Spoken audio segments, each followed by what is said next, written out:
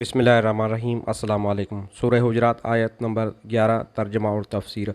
ए लोगो जो ईमान लाए हो, न मर्द दूसरे मर्दों का मजाक उड़ाएं, हो सकता है वो उनसे बेहतर हों, और ना औरतें दूसरी औरतों का मजाक उड़ाएं, हो सकता है वो उनसे बेहतर हों। आपस में एक दूसरे पर तान ना करो और ना एक दूसरे को बुरे अलकाब से याद करो।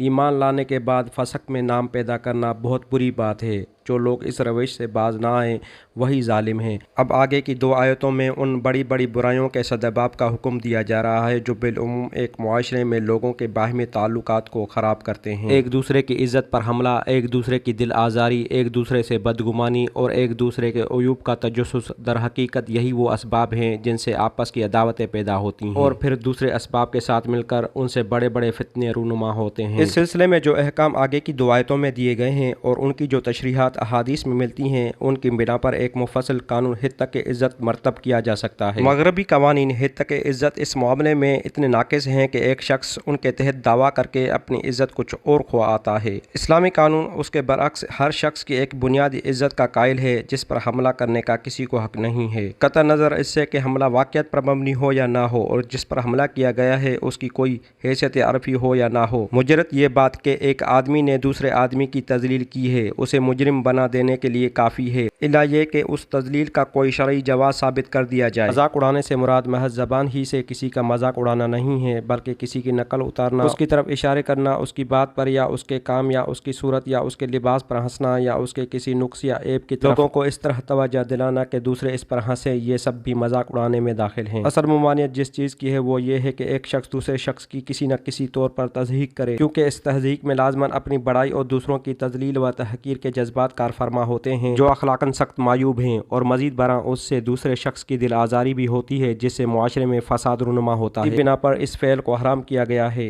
मर्दों और औरतों का अलग अलग जिक्र करने का मतलब ये नहीं है कि मर्दों के लिए औरतों का मजाक उड़ाना या औरतों के लिए मर्दों का मजाक उड़ाना जायज़ है। दरअसल जिस वजह से दोनों का जिक्र अलग अलग किया गया है वो ये है कि इस्लाम सरे से मखलूत सोसाइटी ही का कायल नहीं है। एक दूसरे की तज़हीक उमूमन बेतकल्लुफ़ मजलिसों में हुआ करती है, और इस्लाम में ये गुंजाइश रखी ही नहीं गई है कि गैर मुहर्रम मर्द और औरतें किसी मजलिस में जमा होकर आपस में हंसी मजाक करें। इसलिए इस बात को एक मुस्लिम मुआशरे में काबिल तसव्वुर नहीं समझा गया है कि एक मजलिस में मर्द किसी औरत का मजाक उड़ाएंगे या औरतें किसी मर्द का मजाक उड़ाएंगी। असल में लफ्ज़ लमीज़ इस्तेमाल हुआ है जिसके अंदर तान व तशनी के अलावा मुतअद्दिद दूसरे मफ़हूमात भी शामिल हैं। मसलन चूंटी करना, फप्तियाँ कसना, इल्ज़ाम धरना, एतराज़ जड़ना, ऐब चैनी करना और खुल्लम खुल्ला या ज़ेरे लब या इशारों से किसी को निशाना मलामत बनाना। ये सब अफ़ाल भी चूँकि आपस के ताल्लुकात को बिगाड़ते हैं और मुआशरे में फसाद बर्पा करते हैं, इसलिए उनको हराम कर दिया गया है। कलाम इलाही की बलागत ये है कि एक दूसरे पर तान ना करो कहने के बजाय अपने ऊपर तान ना करो के अल्फाज इस्तेमाल फरमाए गए हैं, जिनसे खुद ब खुद ये बात मुतशरह होती है कि दूसरों पर ज़बान तान दराज करने वाला दरअसल खुद अपने आप को मतऊन करता है। जाहिर बात है कि किसी शख्स की ज़बान दूसरों के खिलाफ बदगुई के लिए उस वक्त तक नहीं खुलती जब तक उसके दिल में बुरे जज्बात का लावा खूब पक कर फूट पड़ने के लिए तैयार ना हो गया हो। इस तरह उन जज्बात की परवरिश करने वाला दूसरों से पहले अपने नफ्स को बदी का आशियाना बना चुकता है। फिर जब वो दूसरों पर चोट करता है तो उसकी माना ये है कि वो खुद अपने ऊपर चोटें करने के लिए दूसरों को दावत दे रहा है। ये अलग बात है कि कोई अपनी शराफत की बिना पर उसके हमलों को टाल जाए, मगर उसने तो अपनी तरफ से ये दरवाज़ा खोल ही दिया है कि वो शख्स भी उस पर हमला आवर हो जिसको उसने अपनी ज़बान के तीरों का हदफ बनाया है। इस हुक्म का मंशा ये है कि किसी शख्स को ऐसे नाम से ना पुकारा जाए या ऐसा लक़ब ना दिया जाए जो उसको नागवार हो और जिससे उसकी तहकीर व तनकीस होती हो। मसलन किसी को फासिक या मुनाफिक कहना, किसी को लंगड़ा या अंधा या काना कहना, किसी को उसके अपने या उसकी माँ या बाप या ख़ानदान के किसी ऐब या नुक्स से मुलक़ब करना, किसी को मुसलमान हो जाने के बाद उसके साबिक मजहब की बिना पर यहूद या नसरानी कहना, किसी शख्स या ख़ानदान या बिरादरी या गिरोह का ऐसा नाम रख देना जो उसकी मज़म्मत और तज़लील का पहलू रखता हो। इस हुक्म से सिर्फ वो अलकाब मुस्तस्ना हैं जो अपनी ज़ाहिरी सूरत के एतबार से तो बदनुमा हैं, मगर उनसे मज़म्मत मकसूद नहीं होती, बल्कि वो उन लोगों की पहचान का ज़रिया बन जाते हैं जिनको उन अलकाब से याद किया जाता है। उसी बिना पर मुहद्दिसीन ने चंदे सुलेमान और कब्रे वासिल जैसे अलकाब को जायज़ रखा है। एक नाम के कई आदमी मौजूद हों और उनमें से किसी खास शख्स की पहचान उसके किसी खास लक़ब ही से होती हो तो वो लक़ब इस्तेमाल किया जा सकता है, अगरचे वो बजाय खुद बुरा हो। مثلا عبداللہ نام کے کئی آدمی ہوں اور ایک ان میں سے نابینا ہو تو آپ اس کی پہچان کے لیے نابینا عبداللہ کہہ سکتے ہیں۔ اسی طرح ایسے القاب بھی اس حکم کے تحت نہیں آتے جن میں بظاہر تنقیص کا پہلو نکلتا ہے، مگر در حقیقت وہ محبت کی بنا پر رکھے جاتے ہیں، اور خود وہ لوگ بھی جنہیں ان القاب سے یاد کیا جاتا ہے انہیں پسند کرتے ہیں، جیسے ابو ہریرہ اور ابو تراب۔ ایک مومن کے لیے یہ بات سخت شرمناک ہے کہ مومن ہونے کے باوجود وہ بد زبانی اور شاذ پن میں اپنا نام پیدا کرے۔ ایک کافر اگر اس لحاظ سے مشہور ہے کہ وہ لوگوں کا مذاق خوب اڑاتا ہے اور پھپتیاں خوب کستا ہے یا برے برے نام تجویز کرتا ہے، تو یہ انسانیت کے لحاظ سے خواہ اچھی شہرت نہ ہو، کم از کم اس کے کفر کو تو زیب دیتی ہے۔ مگر ایک آدمی اللہ اور اس کے رسول اور آخرت پر ایمان لانے کے بعد ایسے ذلیل اوصاف میں شہرت حاصل کرے تو یہ ڈوب مرنے کے لائق بات ہے۔